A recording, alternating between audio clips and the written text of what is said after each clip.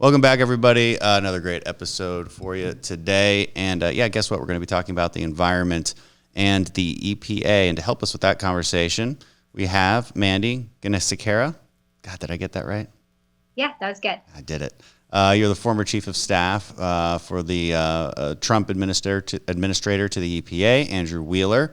And, to put it lightly, you know your stuff. And so, look, there's... Let's frame the conversation this way. If you read your typical headline, it'll sound like this: Biden needs the EPA, Trump destroyed it. Trump made lying about the environment an art form. It's things like that. The Trump administration throws out clean air rules. So there's this thought out there, there's this sort of disposition that if one clean air regulation is good, if you just label anything green, if you say it's good for the environment, well, then 100 would be better. And there's really no going back. It only goes in one direction. And I think people don't realize that the EPA is not this neutral body. They tend to be very formative. They tend to be pushing an agenda in one direction and one direction only. And so you've just got a lot of insight on that. But give us your background. I mean, before you were chief of staff, what were you doing, and how did you gain such expertise on this? So I grew up my career essentially interning from college through law school, and I ended up doing various roles in the House side and the Senate side and personal offices and committee offices. And ultimately where I ended up was at the Senate Environment and Public Works Committee starting in 2015. And when I was there, I was in charge of committee oversight of air and climate regulations in 2015 and 2016. So this was the year after the climate action plan under then President Obama came out. It was the lead up to the Paris Climate Accords and the final reveal and finalization of the Clean Power Plan. So you had some large shifting dynamics in terms of the extent of authority that EPA assumed it had to effectuate certain regulatory outcomes. And we performed extensive oversight in the Senate. And when the administration changed, President Trump won, our staff director at the time was Ryan Jackson. He became the first chief of staff. And he brought those of us that were interested from EPW over to the EPA. And we were part of the initial team. There was a small group of us, about 10 in the beginning, essentially handling a lot of the political responsibility at the agency. And we hit the ground running. And so I had spent time exploring the ins and outs of the Clean Air Act, as well as the conversation around international climate policies and studying the ins and outs of the Administrative Procedure Act. Now, I'll tell you this, from the outside looking in, it's a little bit different from the inside looking out. So the extent of my expertise and wherewithal of how everything actually works increased dramatically once I got in the agency, but had a pretty good setting to work from, to come into the agency and start Trump's vision within the EPA in a very successful manner.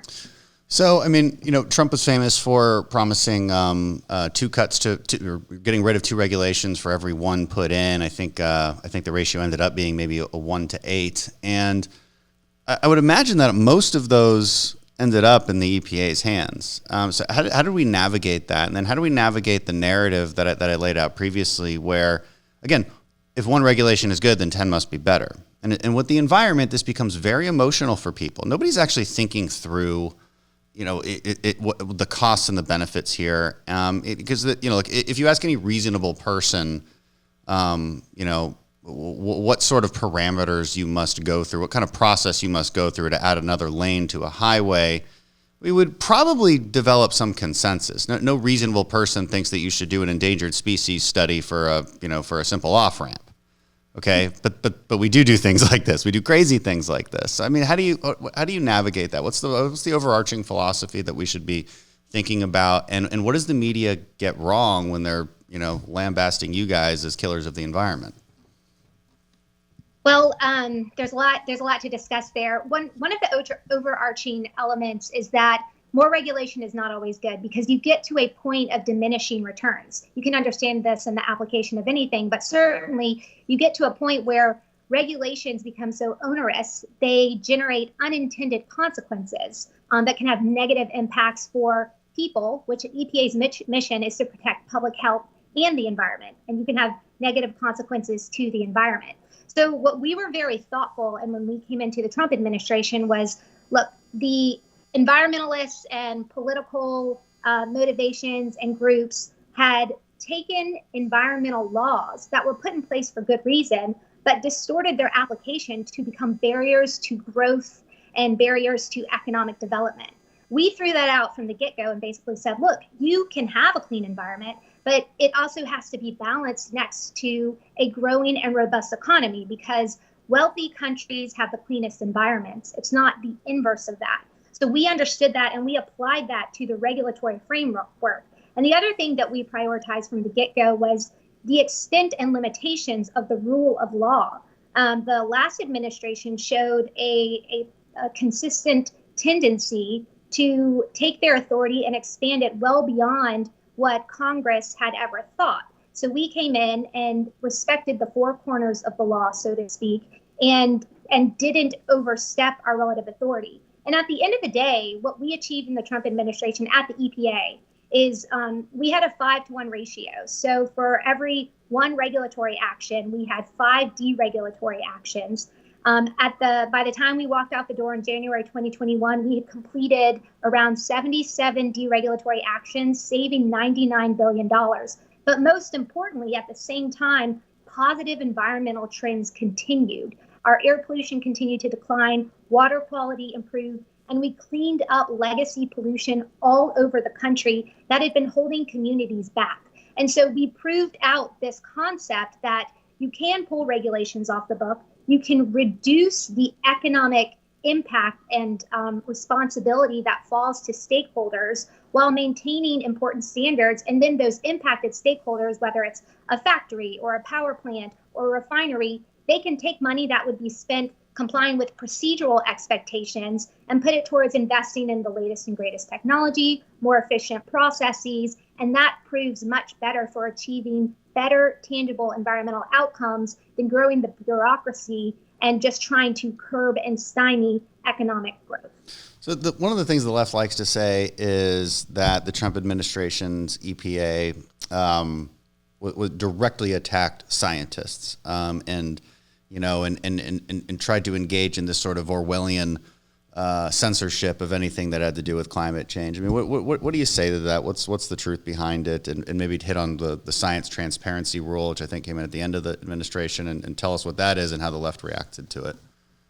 Yeah, that was a totally false statement. There are a lot of misrepresentations that panned out in the media for all manner of reasons, which we don't necessarily have to get into. But the truth is, we were very welcoming of all sorts of conversations. That was another element that we prioritized when we walked in, was listening to everyone who had a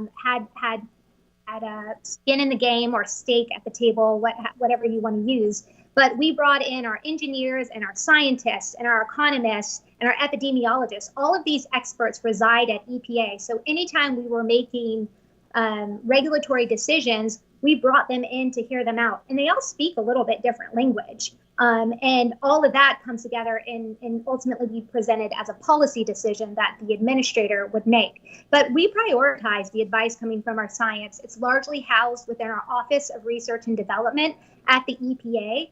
And they provide advice on everything from air quality standards to water quality standards to the presence of different pollutants and what may or may not be working in particular areas across the country.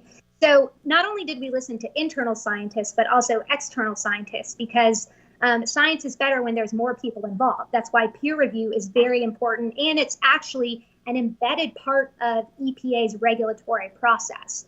And so one of the things, too, that we had learned, it was also interesting, a lot of us coming from the Senate and then working at the agency. During the Obama years, we had heard from a number of outside folks who felt like they were impacted by regulations, but they didn't understand either underlying justifications because there was a proverbial black box, whether you're talking about the underlying scientific assessments or the underlying cost-benefit analyses.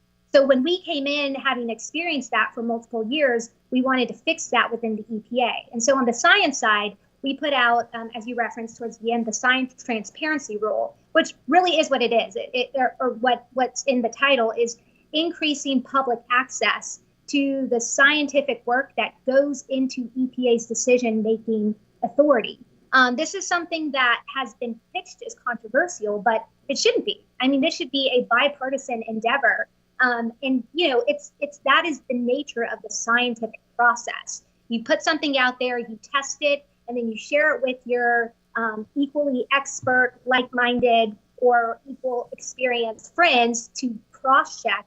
And the name of the game in science is reproducibility. And there's some variations within that, especially if you're dealing with hard science versus social science. But nonetheless, that's very important. And allowing the public to have access, one, I think improves outcomes, and then two, improves the credibility that the public has in what's coming out of the agency, that they can in fact trust it because it's been double checked. When you guys took over, what were some of the most shocking, I guess, pseudoscience examples? Trying to justify an excessively costly regulation based on a set of supposed scientific facts that turn out to be pseudoscience. Well, it's hard to come up with that in the context of the science. I mean, there is an instance. There's one study. That basically underlies a lot of the standards under the National Ambient Air Quality Standards section. So the heart of the Clean Air Act, where we set the standards for criteria pollutants to protect public health. And there is an analysis, or there's a study that was done decades ago. It's called the Harvard 6 City Studies. And that is something that hasn't been revisited in a really long time. And me just mentioning this, if anyone on the other side is listening, their head is exploding right now. It's a very sensitive subject. People are very protective of it. And they come up with all sorts of reasons why we shouldn't go back in and reanalyze studies that were done decades ago, where there are some questionable metrics that were put into it. So it is real science. I wouldn't say it's pseudoscience, so it doesn't necessarily fit. Yeah. Well, let's call it weak science. And I mean, and the point of the transparency rule is to at least demonstrate that. I mean, look, I would call it weak science if for instance you're proposing a multi-trillion-dollar plan to completely destroy the U.S. economy and for the purpose of reducing carbon emissions. But what are you fighting? And then you actually look at the UN data, and what you're fighting is if we do nothing right now, then our GDP per capita globally decreases by about 4%. Now that's according to the UN data that I thought we all agreed on. So it becomes a cost benefit question, and to your point, I guess it's not just about exposing the science being used, but also exposing the cost benefit analysis, which is maybe even more important. Which it would, again, because it gets back to this premise that the left likes to and the radical environmentalists like to operate off of, which is no cost is too high, right? An additional regulation must be better as long as you say it's for clean air or clean water. But it's like, wait, for this tiny marginal benefit, if there even is a benefit, but an enormous cost. Yeah, well, and bringing that up, there is a very egregious, somewhat known example in the context of MATS, the Mercury and Air Toxic Standard, which was set in 2012. And in that instance, you had EPA load the cost benefit dice. So the fact that there were billions of dollars in costs, they could amplify the benefits by doing something called co-benefits. So the mercury rule was aimed at reducing mercury. When you calculated the benefits in that rule to reducing mercury, you only had $4 to $6 million in benefits generated. Well, that doesn't work out if you've got billions of dollars of costs. So what EPA did is they plus up the benefit side by adding co-benefit of reducing PM 2.5. If you're reducing mercury, you're controlling for that, then you're also reducing particulate matter, PM 2.5, and the benefit calculation is much greater. So they took millions of dollars and turned that into billions of dollars, and then they could justify the rule. So that was one of the purposes and motivations behind our cost benefit rule, which was something we also did within the past year, finalized, was to ensure that when you're doing the analysis and setting standards, you focus on the costs and benefits of the targeted pollutant first. And that way you don't end up in this instance where EPA set a standard that causes significant economic harm with very little actual benefit. Yeah. That's a real, and by the way, I'd point out that the Biden administration found a federal judge to vacate this rule, and that should infuriate people. I mean, this is just transparency. Just tell us how you came up with this, because it's really easy, and especially in the political world, for me to get hit with a headline that says, "Look, billions of dollars in savings and benefits," and everybody just sort of accepts it. Even though I always find that funny. Like nobody trusts the media except when we're quoting them.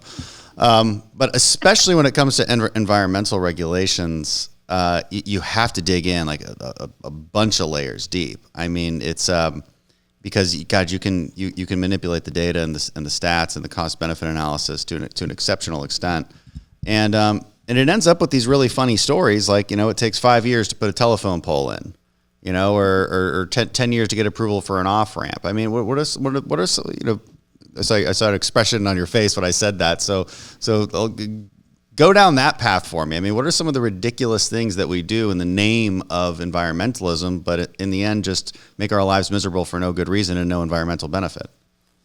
Well, one of the things is permitting reform. So if you if you expand out of business, create economic growth, then you are likely going to be covered by some degree of environmental permit.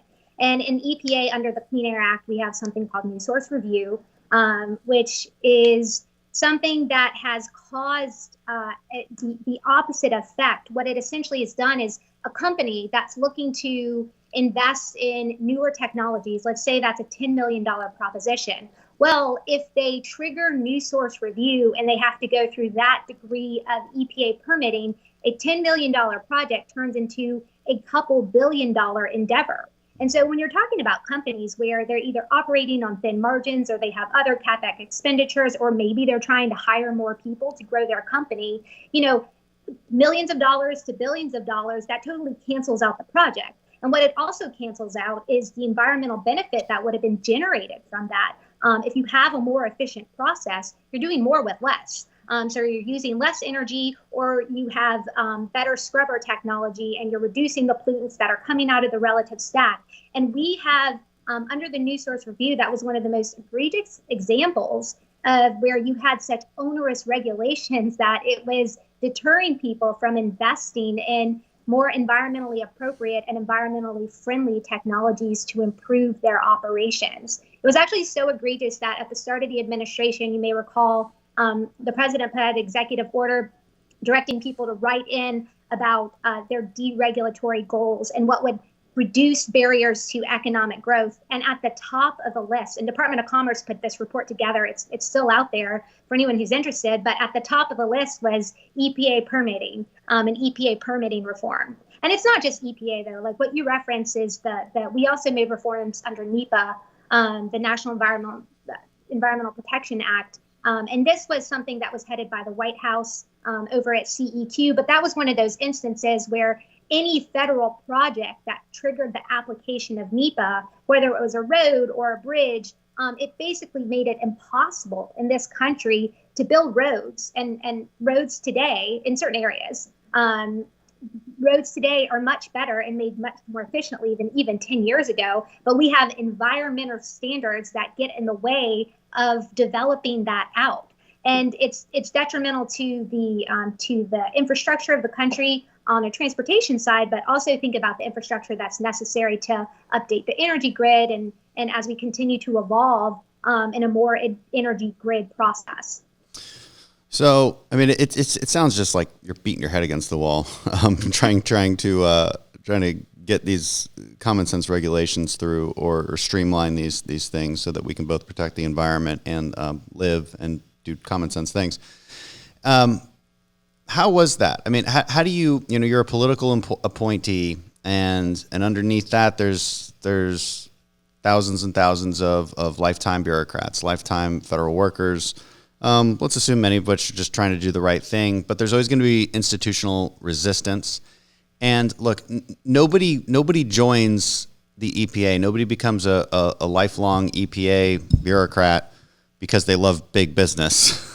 Or, I mean, like that's not why they joined. They joined with kind of one goal in mind, And, this is sort of an implicit bias, and I think it's a reasonable thing to say that their one goal is to protect the environment. And so I think there's a bias, most likely, to protect the environment, even if it comes at excessive cost to everything else.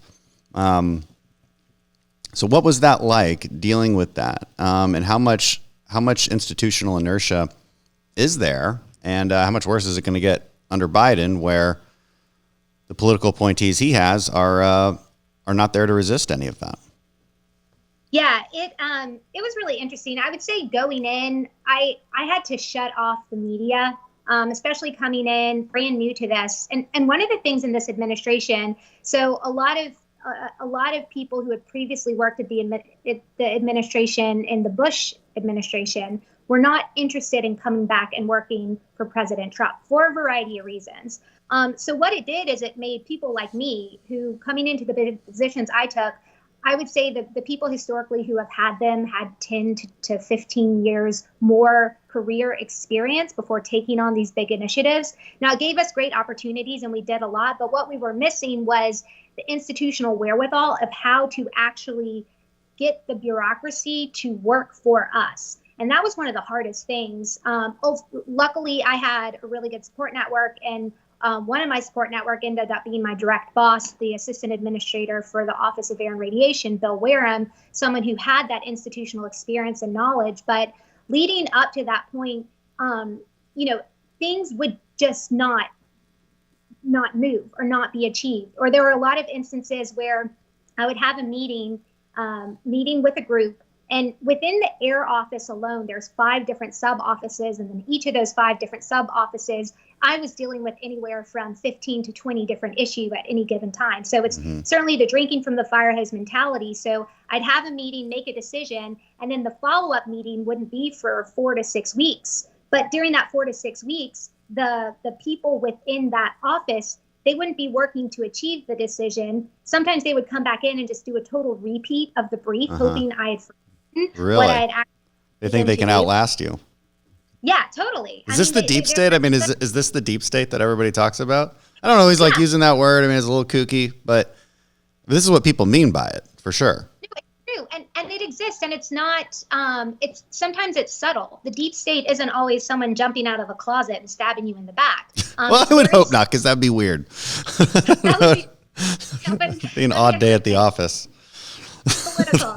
But it's the subtle slowdown of what you're trying to achieve. Now, some of that is by the nature of the bureaucracy. The bureaucracy is a system designed to slow down decisions to ensure that they're thoughtful and balanced and methodical. Unfortunately, that can be abused, and there were a lot of people within the agencies, and there were some at EPA that used that to their advantage to slow our progress down. And so, there's also something there's a process within the process.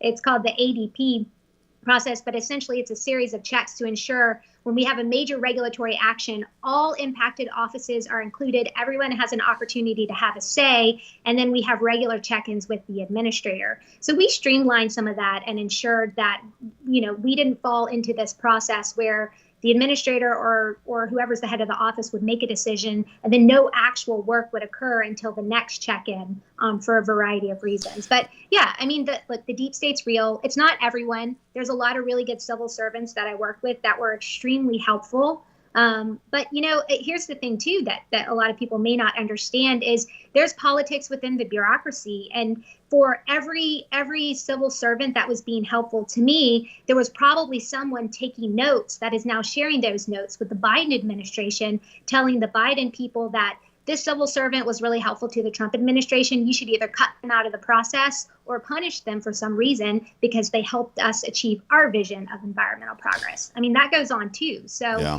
it's there's lots of internal politics that I think those aren't necessarily. I bet, and I mean it's look, the political leanings of federal workers are almost always on the left, and in the EPA, I'd imagine it's certainly not 50-50. So it's probably extremely challenging, and those biases certainly manifest into actions. Have you ever read State of Fear by Michael Crichton? Yeah, actually, I did. So great book. I mean, I read it when I was like, I don't know, like 12, maybe a long time ago. Maybe a little older, but so it's a fictional story about. I actually don't even remember the plot, but it's basically about environmentalists versus non-environmentalists. But it uses, and it's a bit about the climate change debate as well. And but mostly what it's exposing is the massive multi-billion, maybe multi-trillion-dollar business behind environmentalism, and it is not all. It's not all nice and pretty and sunshine, right? It's a money-making industry.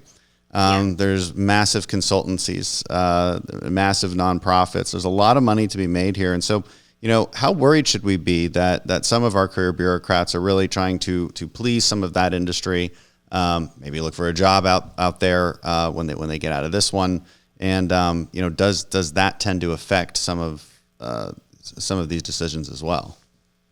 Yeah, certainly. I mean, they want to stay in the good graces. I'll say this too, which may come as a surprise. So Republicans, we always get charged that we're doing the bidding of corporations and industry. But actually, a lot of the civil servants, they either want to work at an NGO or they want to go work within the regulatory department or compliance department of large corporations. And so this is most prevalent in something called the heavy duty vehicle standards, where you had major corporations that were working with the agency and at the bureaucracy before they had even put a proposed rule. So kind of behind the scenes, before the public knows what's going on, setting up standards and coming to an agreement in principle. And you have corporations in there wielding the regulatory process in a way that they can afford, but they know that smaller businesses or disruptive technologies, they're not going to be able to comply, and they can squash their competition through the regulatory process. And they have great relationships with career bureaucrats that want to keep that good relationship, because whenever they leave,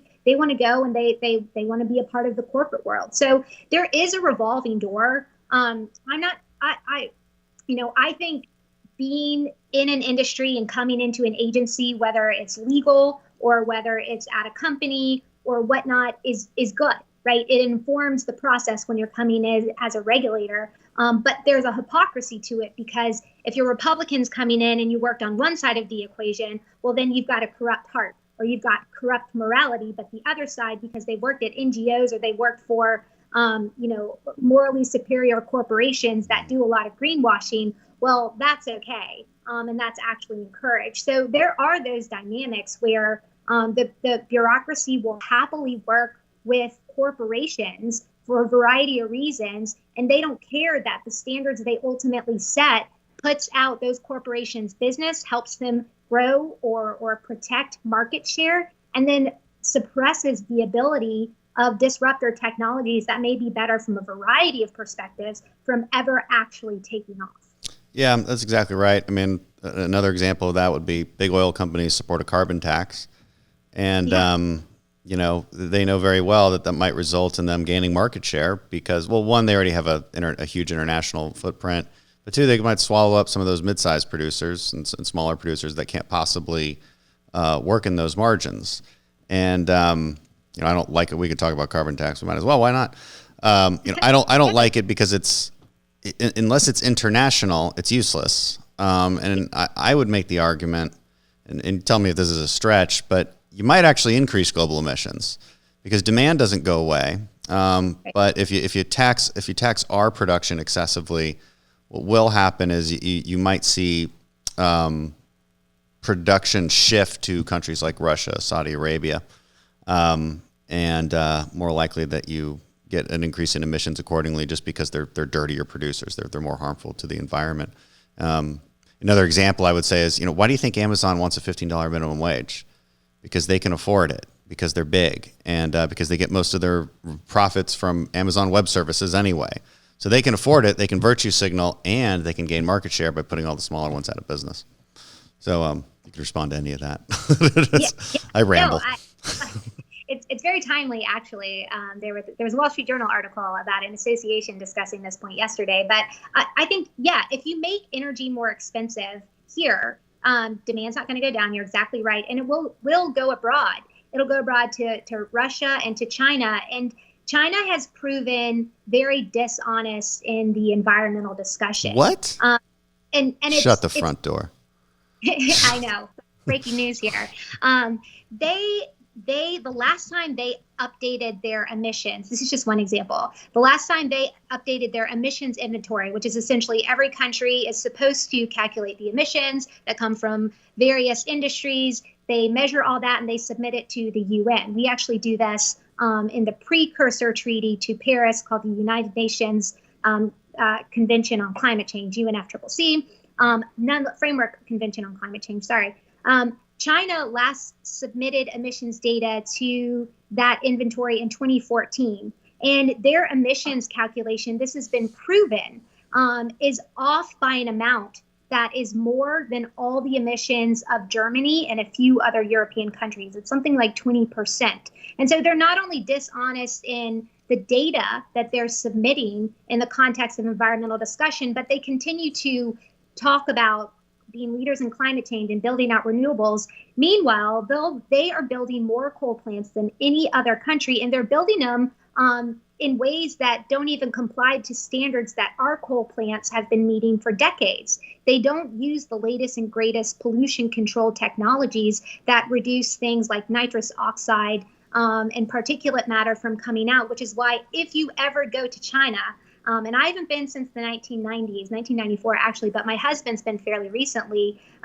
He was wearing face masks when he was there before COVID, just because the air pollution and the air quality is so bad. When you walk outside, if you don't have a face mask on, you literally cannot breathe. They are suffocating their own people. But the international community and the Biden administration has shown a propensity to turn a blind eye to that because China will say the right things in the climate change discussion. And it's just, it's so dishonest. Well, they don't just turn a blind eye. They like openly applaud China. There's a really weird thing going on. I can't tell if it's purposeful or if it's stupid. Like, are the Chinese really that good at propagandizing us? But yeah, I mean, you hear that a lot from not stupid people. I just saw an interview that drove me crazy, and I can't remember who it was with, but I know you'd recognize the name. And I was like, wow, I just wanted to like jump into that and be like, what are you talking about? Like, people are hailing China as this sort of this climate and environmental leader. Is it just because they produce a lot of solar panels and ship them here? I mean, is that why? Like, I don't know what people's thoughts are on this. It's weird.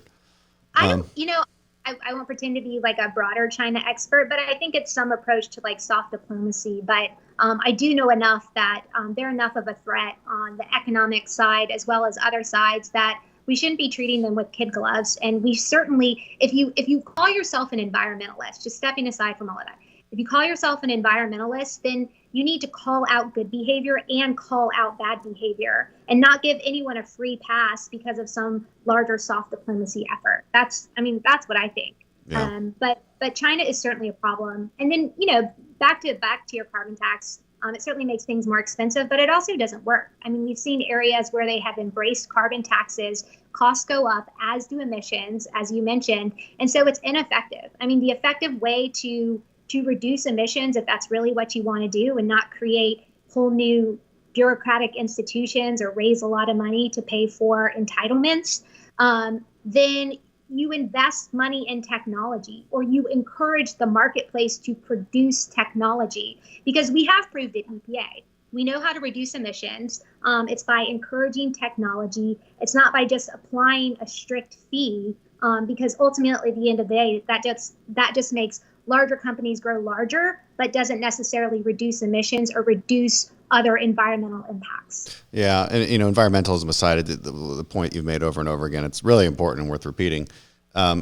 Regulatory capture is a real thing, and big business, big corporations tend to love more regulations. So it's just important for people to realize that. It always seems counterintuitive, but it's always true. And yeah, when it comes to the carbon tax, yeah, you can tax it more, but you don't have the technology to replace it. Now they would say, but you need to incentivize them to invest in the technology to replace it. And, and so fair enough. I mean, I understand it in theory, for sure. And it works on a graph and in the classroom. But like you said, it's not obvious that it works in real life. And for that reason, just because you don't have the technology to replace it with, that it's actually a baseload power source. And And so, what are some countries that have tried it? I mean, do you have those examples off the top of your head, where it doesn't work that well? Certainly, Australia did. They imposed one and then they backed away from it. At the end of the day, their electricity costs increased substantially, and they saw that they weren't getting the environmental bang for the taxpayer buck. And that also has major political implications. I mean, you saw some pretty shifting dynamics in Australia over the last few years. You also saw in Germany. Now, I'm saying this, I know that they had some degree of a carbon tax. They certainly had a significant investment in renewable energy sources, and I think that was mostly funded by relative taxes. But nonetheless, energy prices skyrocketed. The term energy poverty became commonplace, where you had people who just could no longer afford their energy utility bills. They had to do without energy, and they had to do it in some extreme weather conditions that cause severe negative health consequences. Most people can understand that. I'll say I'm in Mississippi right now, and we had an ice storm come through. It was the same one that went through Texas, and it shut down our power for a couple of days. In a place like Mississippi, where it was 20 degrees outside with substantial humidity, that makes it feel even colder. And it's hard. I mean, there were a lot of people. Our church actually opened up the doors to let people come in who were susceptible to being exposed to the extreme weather conditions, to ensure that nobody lost their life or got sick, because losing power has real, tangible, immediate consequences, especially to vulnerable citizens. So we experienced that in a very small form here, but in Germany and places in Europe where they've been embracing either carbon tax policies or Green New Deal type initiatives, or over-reliance on building grids that can't withstand disruptions and changes that are naturally going to occur. People are having to do without energy, and typically they're having to do without it at times where they're exposed to extreme conditions. Yeah. And so not only does it not work, but it has significant health impacts that people need to understand. Right. You need the power to be on when you need it to be on. And, that was the big lesson. I won't beat that dead horse too much, because the last podcast we did was on that, last couple really. And it's a big lesson coming out of the issues we had in Texas with the power outages is you need power that works all the time. And you have to have that base load. And so there's a natural ceiling to how much renewables you can have on the grid before there's diminishing returns. There's just no point to it, because there's definitely a floor on how much base load you can get rid of. Now you can still make it cleaner and promote things like nuclear. And I want to get to that actually here in a minute, but I want to pull on another thread that we were talking about, was sort of the deep state, the interest groups of the radical side of environmentalism. And groups like Sierra Club, Greenpeace, who lead the charge on this. But talk to us about some of their strategies, particularly weaponizing the court system. And I wonder if there's a way for us to fight back along those grounds as well. It doesn't seem so, because it seems so easy to do what they do. And it almost seems like some of these regulations, especially that my colleagues like to propose, are almost designed for trial lawyers to take advantage of. And stop things, whether it's a pipeline or whether it's a new development or whatever it is, just to stop any kind of human development and sue and then settle and sue and then settle. I've talked to others in the administration about this tendency on permitting for bureaucrats in Washington with good intentions takes so long to permit something just because they don't want to get sued, right? So when you should just be approving something like that because it's so simple, they might write 1,000 pages. They might do years and years of work just to avoid these frivolous lawsuits. Yeah, and there's ample opportunities for groups looking to slow down the process for them to weigh in and allege things that they may be meritorious or not, but the effect will be delaying the receipt of a permit, and then whatever it is the permit is for, to build something out or to grow something and create additional economic productivity. sue and settle was a major problem. And it was something that we from the start also sought to address by not totally doing away with the ability to settle with groups, because sometimes there are instances where it makes sense and it's more efficient just from a pure good governance perspective, knowing that at the end of the day, we do have resource limitations, whether it's personnel or monetarily. But nonetheless, this was something that the environmentalists figured out how to do quite effectively, where they would sue the agency. Sometimes they sue the agency for not doing something, and then that forces the agency to get on a court-mandated time frame to actually do something.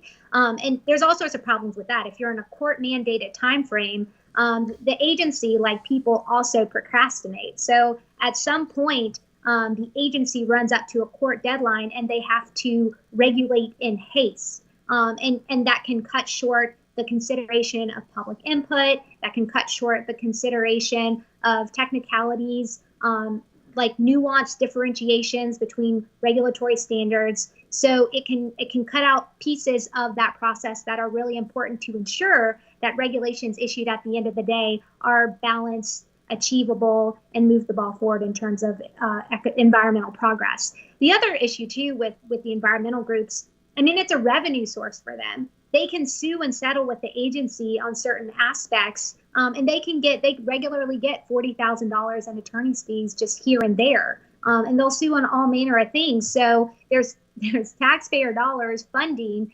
environmentalist organizations to sue the agency in perpetuity. It's just it's continual. So we tried to slow it down, to limit its application, because there's a public component to it as well. If the agency enters into a consent agreement with one party, it's a legally binding agreement that enjoys protections, but limits the ability of the public to know what's going on, limits transparency in those conversations. And those are typically attorney-client protections. And so those are good things. But in this context, when they're abused, you're cutting the public out of something that by its very design is supposed to be very inclusive of the public. And so we slowed that process down. We set in place an internal mechanism to assess whether or not we should ultimately settle, and invite other parties to have a say in that process as well. But at the end of the day, it's something Congress could weigh in on. I certainly think that now politically, you know better than me right now that would be a tall hill to climb, but it's going to take something like that to better define and limit those practices. Otherwise, it's up to whoever the political leadership is at that time. And what we've seen with Democrats is they have a strong propensity to engage in sue and settlement practices, and it ends up giving a revenue source to organizations that sue the agency to, force certain environmental goals, but then also those same organizations fund political parties and then political candidates, and so it gets somewhat dirty pretty quick. Yeah, it does, and it's not just on the environmental side. Obviously, I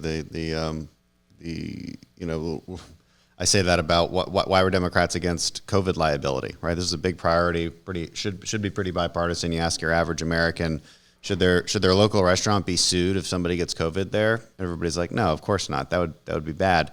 But we can't get Democrats to agree with that. They like their trial lawyers. Trial lawyers, you're out there spending money on spending money on politics.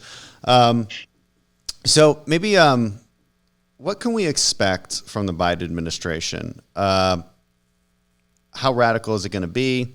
Obviously, the Democrat Party as a whole has lurched to the left. As you probably have an ear to the ground and see who's starting to staff all the political appointments at EPA, on a scale of 1 to 10, 10 being AOC, Green New Deal, and 1 being, I don't know, what's it going to be? Yeah, I think, it's interesting. It depends on who you're talking about. So the EPA administrator, Michael Regan, who comes from North Carolina, is a state-based regulator. I mean, as far as I understand, I think he's in the 6 to 7 category. He certainly leans Democrat, is pro-regulation. He's laid out and certainly bought into and repeated the climate change, environmental justice talking points that are going to be used as a justification to ramp up the regulatory actions from EPA. But who I believe will really be calling the environmental shots is going to be Gina McCarthy and former Secretary of State Kerry, who are at the White House. And you have a domestic climate czar and international climate czar, and they're going to be the ones calling the shots. And as far as that range, I mean, they're in I would say the like 9 category. I hate to say 10 because AOC kind of stands out on her own, but they're pretty extreme. And the thing you have to understand about Gina McCarthy is she's been running the NRDC, which is an activist organization that has really been laying out a lot of these extreme environmental policies where they're finding ways to implement the Green New Deal through regulatory fiat. And I believe that she's going to be the one ultimately calling the shots, which is also totally different than the last administration. The thing about President Trump is he would essentially deputize his cabinet, his cabinet leaders. He had the full trust in their ability to achieve his vision, but he just let them go off and be. And if anything came up, Administrator Wheeler called the president. Now it's going to be a situation where you have these climate czars calling the shots, and it'll be interesting to see if EPA, soon to be confirmed, I presume, EPA Administrator Michael Regan, something comes up. Is he going to have to go through the equivalent of White House staff to talk to the president, even though he's the cabinet member? It's going to create a lot of interesting dynamics. And at the end of the day, he may have a propensity to be more moderate and considerate because he has state-based experience where they take EPI deals and implement them. But he's going to be taking orders from someone who is just the head of one of the more extreme environmental groups that engages in sue and settle, engages in these notions of carbon free by 2035 and putting it into the internal combustion system and really being dishonest and disingenuous about all the progress that was made from the environmental side under the Trump administration. What's interesting about this topic is, I think most normal thinking, smart people want some balance in their environmental regulation. Okay, and I think that's what our side stands for. We just want balance. And I think that's rational environmentalism. And nobody wants a bunch of sludge going into the rivers, and nobody wants plastic in the ocean. Like, obviously, nobody wants this. We want, sustainable forest management, all of these things. We don't think there should be too many we don't want to look like China with air pollution. And we don't, by the way. It's kind of a whole other, we could probably talk about for another hour on, on particulates in the air and what's harmful and what isn't, and maybe assessing some of the Democrats' claims that everybody, actually I do want to ask you this one, because I have heard some throw out a statistic that's like 1 out of 5 people die from air pollution. I don't know where they're getting this from. It seems excessive. How do you even assess whether somebody died from air pollution? Like in America of all places. Well, this goes into what I referenced earlier about when you're talking about social sciences, where human beings are involved in the equation. It's hard to have a scientific analysis that is reproducible and therefore withstand scrutiny within the scientific process. It's most likely they're referencing one of those quick fire analyses where someone looks at, let's say, in a given day that ozone levels triggered, and then someone will just take that one statistic, and then they will see how many people went to the hospital with either like asthma attacks or heart attacks, and then they will associate it. Yeah, both of them. And it's like, okay, maybe that's one factor, but life is pretty complex, and being out in the world is pretty complex. And so the heart attack may have been triggered by someone's lifelong, maybe they ate McDonald's every day or something like that. They were unhealthy, or maybe there was a stressful event that triggered a response. But those sorts of analyses, they don't account for everything else. Everything life, else. Yeah. Another example. Yeah, another example of that. One of my early podcasts was with it wasn't Oren Cass. Was it who did that analysis? Anyway, there's analysis on, you always hear this giant number, like, this is the cost of climate change, or this, or the social cost of carbon. And usually what they're doing is adding in there the human cost. So the human life lost to climate change. And then you look at how they actually analyze this and come up with this, with these numbers. It's pretty shocking and very easy to debunk. I mean, basically the premise of their argument is basically, okay, if Philadelphia is cold now, it's going to be warmer in 100 years, and it's going to look like Mississippi or Houston. And so we assume that you're going to have 150 times more heat-related deaths in Philadelphia as a result. Like 150 times more than Houston. So on its face, this doesn't make any sense. And they have some tricky math that they come up with this, but if you just take a quick step back and you're like, wait a second, because that's the implication of this analysis, and it completely falls on its face. It's just not true. Yeah, it's if you were a lawyer and you were trying to argue before a court and you brought scientific information, it would be thrown out. Yeah. It's just total junk. And, it's super problematic because I feel like if we in Mississippi have figured out how to survive in hotter weather with humidity, people in Philadelphia will be able to figure it out when there's less humidity. I mean, that's the reality is as the climate changes, as it has for forever, human beings have shown a ingenious ability to adapt in all sorts of ways. You mentioned Orrin Cass a little bit ago. He had I think it was Orrin Cass. He had a really good point saying, like, yeah, human beings have been living in situations that would be otherwise uninhabitable, but we invented things like buildings and jackets so that we could survive extreme cold or extreme hot. And it gets to that point about balance. I mean, we're going to adapt to an extent to climate change that, we have to be realistic about the costs that it imposes. I don't think anybody wants it to spin out of control, which is fair, which again gets to innovative solutions that where we can reduce emissions. I've done a ton of podcasts on that already, though, so I don't want to really go down that track. Maybe I want to end it with this and just add, on a positive note, what are maybe better solutions to clean air, clean water, cleaner oceans? Is there anything on the horizon, or is there a better regulatory philosophy or framework that we can explain to your average person and say, like, this is what we're for? Because we do, as Republicans, we do get painted with this notion that we truly just don't care about the environment and conservation, and that's really not true at all. No, that's not true at all. And we just as much as Democrats, I think we all agree that we want a better planet for the future. What we disagree is how do we ultimately get there? And even those disagreements, setting aside the political rhetoric that has evolved from that discussion, we're not that far apart. But the biggest thing for us is it's what you said, it's balance.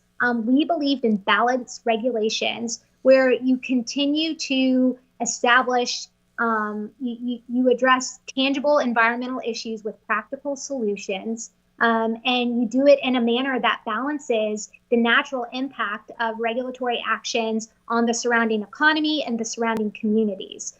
So it's the hard part for us is it's a nuanced position, but I believe it's the right position. And the best news is that we had 4 years where we proved this out in an unprecedented fashion.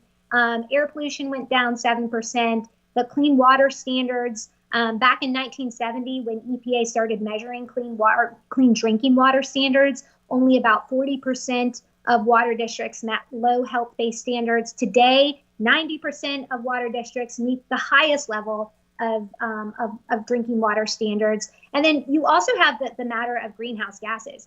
We lead the world in greenhouse gas emissions reductions, and we've actually done it by the nature of the litigation and whatnot, without a all-encompassing greenhouse gas emission standard on the utility sector. That's pretty complex, but we don't have to necessarily get into that. But the good news is we in the United States have figured out how to do environmentalism right. I think we should continue to embrace that. And the core principles are balance and innovation.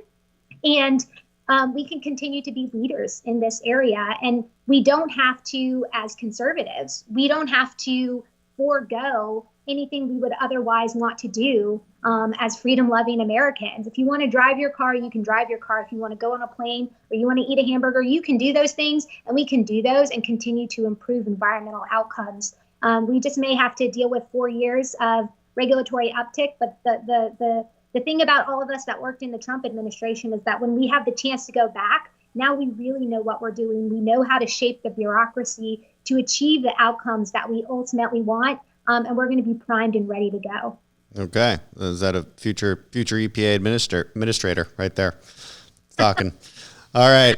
Mandy, thanks so much for being on and helping us. This is a complex subject, and appreciate the audience for sticking with us on this one, because it's important. It's important, and unburying the layers behind a lot of these headlines is difficult to do. So appreciate the help with it, Mandy.